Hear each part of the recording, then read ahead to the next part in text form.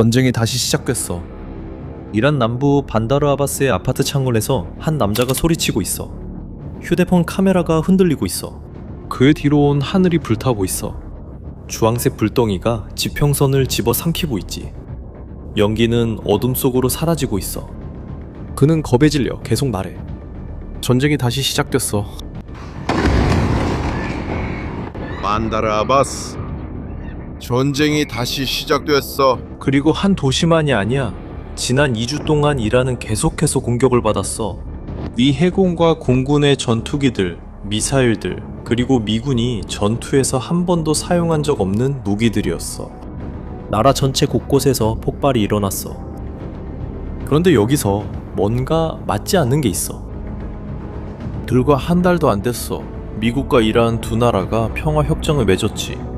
진짜 협정이었고 두 대통령이 악수까지 하면서 4개월간의 전쟁을 끝내고 호르무즈 해협을 다시 열기로 했어. 평화는 서류상에 있었지. 그런데 3주 만이 연기처럼 사라져버렸어. 이 질문에 집중해. 이게 영상 전체를 이끄는 질문이야. 이란은 한 달도 안 돼서 평화협정을 휴지통에 던져버릴 무슨 짓을 했을까? 그리고 이번에는 왜 미국의 대응이 단순한 폭격이 아닌 걸까? 이건 전쟁 초기에 봤던 모든 것보다 훨씬 더 큰 일이야. 이 질문을 기억해둬. 왜냐하면 그 답은 거의 아무도 주목하지 않는 곳에서 시작되거든. 먼저 왜 그 바다 한 조각이 그렇게 가치 있는지 이해해야 해. 오르무즈 해협은 이란과 오만이라는 나라 사이에 끼어 있는 좁은 바닷길이야.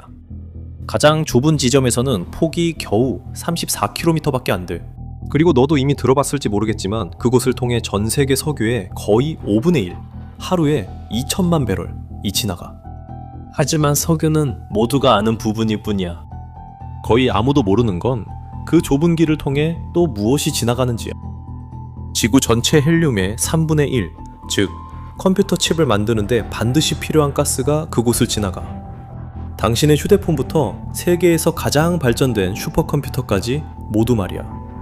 그리고 아시아와 아프리카의 농작물을 키우는 데 쓰이는 비료도 그곳을 통해 운반돼. 즉, 이 34km의 통로를 통제하는 사람은 단순히 석유의 밸브만 쥐고 있는 게 아니라 전 세계의 에너지, 식량, 그리고 기술까지 한 손에 쥐고 있는 셈이야. 그리고 잔인한 사실이 하나 더 있어. 석유는 부족하면 가격이 오르지만 곧 다시 내려가. 하지만 헬륨, 비료, 칩, 원자재 등은 점차 부족해지며 한 번 부족하면 수년간 지속돼. 이게 바로 이란이 사용하기로 결정한 무기야. 이란은 이 무기가 자신들을 건드릴 수 없게 만든다고 생각했어. 전쟁은 2월 28일 미국과 이스라엘이 이란을 기습 공격하면서 시작됐어. 이란의 대응은 즉각적이었어. 해협을 봉쇄한 거지. 갑자기 이란이 누가 지나갈 수 있는지 자신들이 결정한다고 나선 거야. 하지만 대포가 서로 포격을 주고받는 동안 이란은 훨씬 조용하고 솔직히 더 영리한 일을 하고 있었어. 그들은 일종의 돈을 걷어들이는 시스템을 만들고 있었지. 5월에 이란 정부는 관공서 같은 이름의 무언가를 만들었어. 그것의 이름은 페르시아만 해협 당국이었어. 실제로는 위장된 통행료였어. 지나가고 싶은 모든 선박은 등록하고 허가를 받아야 했고 의무적으로 이란 보험에 가입해야 했어. 이란은 안전 항로 지도를 공개했고 그 항로를 벗어나면 위반으로 간주하겠다고 경고했어. 즉, 이란은 단순히 힘으로 해협을 봉쇄한 게 아니었어. 그 통제를 공식적인 사업으로 만들어서 서류와 요금을 받는 영구적인 시스템으로 바꾼 거지. 지나가야 하는 사람들에게서 돈을 뜯어내는 기계였던 거야.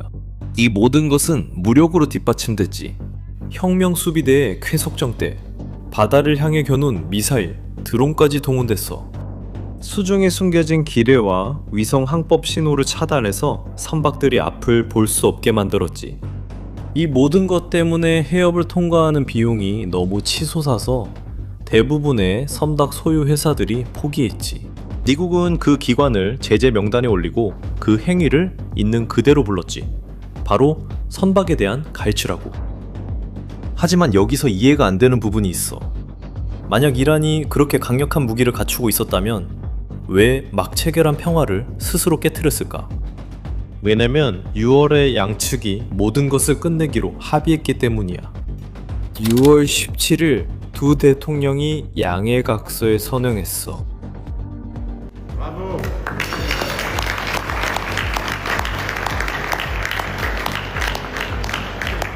그리고 명확한 규칙이 있었어. 60일 동안 그 배들은 아무런 통행료 없이 자유롭게 지나갈 수 있었고 그 기간 동안 그 바다의 미래에 대해 협상이 진행됐어. 하지만 이란은 그 이후에 원하는 것을 결코 숨기지 않았어. 이미 60일이 지나면 보험료라고 부르는 요금을 부과하겠다고 예고했지. 통행료는 이름만 바꿔서 다시 돌아올 예정이었지. 인내심은 그만큼 오래가지도 못했어. 7월 6일과 7일 이란은 발포를 시작했어. 24시간 동안 해협에서 세 척의 상선에 총격을 가했지. 그중 하나는 키프로스 국적의 화물선이었고 피격됐어. 그리고 선원 한 명이 실종됐지. 민간 선박을 직접 공격한 거야. 한 달도 안 된 협정을 깨버린 셈이지. 미국 측의 반응은 날카로웠어. 미국 국방장관 피트 헤그세스는 펜타곤 연단에 올라 한 문장으로 모든 걸 요약했지. 지금 이 순간 해협에서의 통행을 막는 유일한 것은 이란입니다. 이란이 그렇게 하지 않으면 해협은 열려 있습니다. 해협에서의 통행을 막는 유일한 것은 이란이 선박을 향해 발포하는 것이었습니다. 이란이 발포를 멈추기만 하면 해협은 열려 있었습니다. 모든 책임이 다시 이란에게 돌아갔습니다. 이제 잘 들어보세요. 왜냐하면 여기서부터 대응의 규모가 달라지기 때문입니다. 보복 폭격 한 번으로 끝난 게 아니었습니다. 밤마다 계속해서 여러 차례 공격이 이어졌습니다. 하룻밤 사이에 미국은 140개의 군사 목표물을 타격했다고 발표했습니다.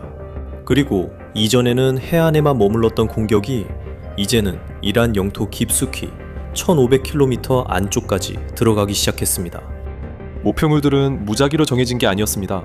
방공망, 해안의 레이더, 미사일 발사대, 드론 저장고, 공격용 보트 등이었습니다. 각각은 이란이 해협을 봉쇄할 수 있는 능력의 한두 분이었습니다. 미국은 반격하지 않았습니다. 그들은 무기를 하나하나 분해하고 있었습니다. 그리고 바로 그때 세계가 실제 전투에서 한 번도 본 적 없는 것이 등장했습니다. 이 장면을 잘 보세요. 왜냐하면 이것은 역사적인 순간이기 때문입니다. 물을 고속으로 가르며 나아가는 저것은 배의 뱃머리입니다. 그리고 안에는 아무도 없습니다. 이것은 목표물의 돌진에 폭발하는 해상 공격 드론입니다. 미국인들은 이를 코르세어라 부릅니다. 세대가 반다르 아바스 해군기지의 항구를 타격했습니다. 미국군이 이런 종류의 수상 드론을 전투에 사용한 것은 역사상 처음이었습니다. E no chão? 그 주민이 창문에서 촬영한 장면이 바로 그것이었습니다. 폭발로 인해 주황색으로 물든 반다르 아바스의 모습이었습니다. 연기가 피어오르자 사람들은 전쟁이 재개됐다고 소리쳤고 이 장면은 소셜미디어와 전 세계로 퍼졌습니다. 이제 이란의 무기를 해체하는 것과 해협의 통제권을 직접 장악하는 것은 전혀 다른 일입니다. 훨씬 더 큰 일입니다. 그리고 이제 이 이야기의 가장 놀라운 부분으로 넘어갑니다. 7월 13일 미국 대통령은 자신의 소셜미디어에 올린 단 하나의 글로 그 바다의 규칙을 다시 썼습니다. 그는 해협이 열려 있다고 선언했습니다. 그리고 이란이 있든 없든 해협은 계속 열려 있을 것이라고 했습니다. 그는 미국이 오르무즈 해협의 수호자가 되었다고 발표했습니다. 그리고 작전에 이름을 붙였습니다. 이란 봉쇄라고 불렀습니다. 그리고 그 이유를 아주 분명하게 설명했습니다. 그 작전은 이란 선박과 이란 산을 사들이는 쪽의 선박만 입출항을 막기 때문입니다. 다른 모든 나라들은 그 해협을 자유롭게 이용할 수 있다는 뜻입니다. 잠시 멈추고 그게 무슨 의미인지 생각해보세요. 이란이 모두에게서 대가를 받아내려고 만든 무기가 이제 이란 자신을 겨누고 있습니다. 자신의 해협에서 유일하게 쫓겨난 나라는 이란입니다. 이란이 미국을 궁지에 몰기 위해 아껴두었던 비장의 카드는 이제 다른 사람의 손에 넘어갔습니다. 그리고 그게 전부가 아닙니다. 소자로서 미국은 보상을 받게 될 것입니다. 그곳을 지나는 모든 화물에 수무의 요금이 매겨진다는 뜻입니다. 즉 이란이 하려고 했을 때는 갈취라고 불렀던 그 징수를 이제는 자신들이 직접 하겠다는 것이었습니다. 그리고 여기 거의 아무도 눈치채지 못한 부분이 있습니다. 바로 처음에 했던 질문에 대한 답이죠. 왜 이번에는 예전보다 훨씬 더 큰 걸까요? 왜냐하면 이게 처음이 아니기 때문입니다. 다시 돌아가 보죠. 3개월 4월 13일 미국은 이미 똑같은 일을 했었죠. 이미 이란 항구들에 해상 봉쇄를 가한 적이 있었어요. 그리고 그건 장난이 아니었어요. 10,000명이 넘는 군인들이 동원됐죠. 12척이 넘는 군함들도 동원됐어요. 수십 대 항공기도 동원됐습니다. 이 모든 것은 이란산 석유가 바다로 나가는 것을 막기 위한 조치입니다. 미국 국방부 자체 추산에 따르면 단 한 달 만에 이 봉쇄로 인해 이란은 약 48억 달러에 달하는 석유를 팔지 못해 손해를 봤습니다. 모든 것을 요약하는 순간이 있었습니다. 길이 거의 300m에 달하는 이란 화물선 톨스카가 봉쇄를 뚫으려 했을 때 미군 구축함이 5인치 함포를 바로 기관실에 발사했습니다. 그리고 해병대원들이 배에 올라타서 선박을 장악했습니다. 바로 그때 모든 게 이해되기 시작합니다. 왜 지금 나온 발표는 말뿐인 위협이 아닌 걸까요? 이것은 미국이 이란에서 가장 중요한 무기를 두 번째로 빼앗은 사례입니다. 첫 번째는 이미 효과가 입증됐습니다. 그리고 이란은 그것을 뼈저리게 알고 있습니다. 계속하기 전에 잠깐만 부탁 하나 할게요. 여기까지 오셨고 이 이야기가 헤드라인에서는 느끼지 못했던 방식으로 이해가 되고 있다면 채널을 구독해주세요. 저희가 이 이야기를 계속해서 다룰 예정이거든요. 왜냐하면 당연히 이란은 이를 그냥 넘기지 않았어요. 이란의 대응은 사방에 불을 지르는 것이었습니다. 이란은 미군 기지를 공격했습니다. 한 곳이 아니라 동시에 5개국에서 공격했습니다. 쿠웨이트, 바레인, 요르단, 오만, 그리고 카타르, 걸프만 하늘을 가로지르는 탄도미사일들. 바레인에서는 하루에 3번이나 사이렌이 울렸습니다. 쿠웨이트에서는 군인들이 적대적 공중표적이라고 부르는 것들을 격추시키기 위해 달려갔습니다. 요르단에서는 4발의 미사일이 공중에서 요격되었습니다. 이란이 해협 폐쇄를 다시 선언했습니다. 이란은 또한 요르단의 한 공군기지를 타격해 지휘센터와 드론 경납고를 파괴했다고 주장했습니다. 그리고 이란 정부의 어조는 그야말로 정면 도전이었습니다. 이란 국회의장 모하마드 갈리바프는 미국과의 주요 협상가이기도 한데 인터넷에 나와 분명히 경고했습니다. 만약 공격하면 대가를 치르게 될 것이다. 그리고 덧붙였습니다. 호르무즈 해협은 미국의 위협이 아니라 이란의 조건에 따라 열릴 것이다. 강경한 발언입니다. 하지만 이 장난에서 잠깐 멈추고 저와 함께 생각해 보시죠. 진짜로 해협을 통제하는 사람은 그걸 증명하기 위해 주변 5나라를 동시에 공격할 필요가 없습니다. 굳이 인터넷에 가서 자신이 그곳을 지배한다고 소리칠 필요도 없습니다. 자신의 무기 방아쇠를 단단히 쥐고 있는 나라는 절박하게 모든 방향으로 마구잡이로 총을 쏘지 않습니다. 그리고 여전히 통제하고 있다고 대문짝만하게 알리지도 않습니다. 이렇게 여기저기 흩어진 반응은 권력을 쥔 사람의 행동이 아닙니다. 이것은 지렛대를 잃어버리고 소리치며 아직도 중요하다고 보여주려는 사람의 행동입니다. 이란의 분노는 그들의 힘의 증거가 아닙니다. 오히려 무기가 그들의 손에서 빠져나갔다는 증거입니다. 그리고 미국이 하고 있는 일이 아마추어의 수나 무작정하는 행동이라고 생각하지 마세요. 바다 봉쇄는 미 해군이 가장 잘하는 일 중 하나이며 역사가 이를 증명합니다. 미국 남북전쟁 시절 북부 해군은 남부를 압박하려 해안선에 500척 함대로 포위망을 만들었습니다. 적 함선 1,500척을 납포하거나 침몰시켰고 남부의 면화 수출의 95%를 차단했습니다. 남부연합의 경제는 완전히 질식해 붕괴되었습니다. 이 봉쇄가 전쟁에서 승리한 주요 이유 중 하나였습니다. 이제 1962년 쿠바 미사일 위기로 넘어가면 존 F 케네디 대통령은 섬 주위에 군함을 배치해 어떤 소련 선박도 막으라는 명령을 내렸습니다. 일주일도 채 안 되어 지구상에서 가장 강력한 경진국이 물러서고 미사일을 철수시켰습니다. 미국은 단 한 발의 총알도 쏘지 않고 소련을 바다에서 물러서게 만들었습니다. 패턴이 보이시나요? 미국이 바다를 봉쇄하겠다고 하면 정말 실행합니다. 반대편 적은 경제적, 금전적, 군사적으로 영향을 받게 됩니다. 그리고 지금 이란이 바로 그 상황입니다. 이란인들이 현재 직면하고 있는 봉쇄는 즉흥적으로 내린 미친 도박이 아닙니다. 이것은 이미 남부연합을 무너뜨렸고 세계에서 가장 강력한 경쟁국을 물러서게 만든 바로 그 무기입니다. 이제 그 무기가 그들을 겨누고 있습니다. 그러니까 처음에 했던 질문으로 돌아가 보죠.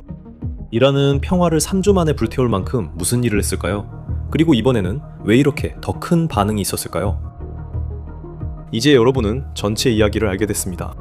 이란은 여전히 그 바다를 지배하고 있다고 생각했고 모든 것을 걸고 선박들을 공격했습니다. 그리고 미국은 이란을 무장 해제시켰을 뿐만 아니라 두 번째로 그 무기를 자신들의 것으로 만들었고 그 무기에 적의 이름을 붙였습니다. 이란의 봉쇄. 이란의 가장 강력한 패는 무엇이었을까요? 이제 그 패가 이란을 향합니다. 그리고 이것은 끝나려면 아직 멀었습니다. 봉쇄는 7월 14일에 발효되었고 이란은 여전히 미사일, 드론, 그리고 쾌속정을 걸프만 곳곳에 배치하고 있습니다. 앞으로 며칠이 이란 정권이 굴욕을 삼킬지 아니면 다시 보복을 시도할지 말해줄 것입니다. 저희는 여기서 모든 움직임을 계속 지켜볼 것입니다. 그러니 앞으로 있을 소식을 놓치지 않으려면 구독해주세요. 그런데 나가기 전에 댓글로 한 가지 알려주세요. 여러분은 이란이 이번 패배를 받아들일 거라고 생각하시나요? 아니면 다시 한번 무력을 써서라도 해협을 봉쇄하려고 할까요? 여러분의 생각을 아래에 댓글로 남겨주세요. 시청해주셔서 감사합니다. 다음에 또 만나요.